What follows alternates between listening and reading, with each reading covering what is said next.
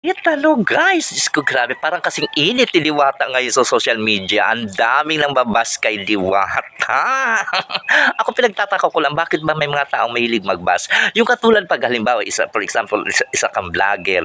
Then, wala, dyan yung vlogger, wala, vlog, gano'n, di ba? Parang ano kaya yung feeling nila? Yung halimbawa, parang feeling ko nasa malayo ka palang pinagpaplanuhan kanila kung paano kanila ibabash. So ako naman para sa akin, wow, nasa isip niya pala ako. Pero katulad ni Diwata, nakakaawa naman. Kumbaga, nagpursige yung tao para maging successful sa kanyang business.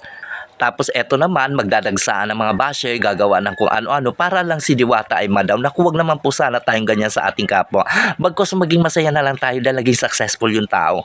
Kaya naman niya naging successful dahil sa pagpupursige niya at hindi po yan namumurwisyo sa inyo. Ano ba ang pakiramdam talaga ng taong mambabash? Yung iisipin mo na pag na-down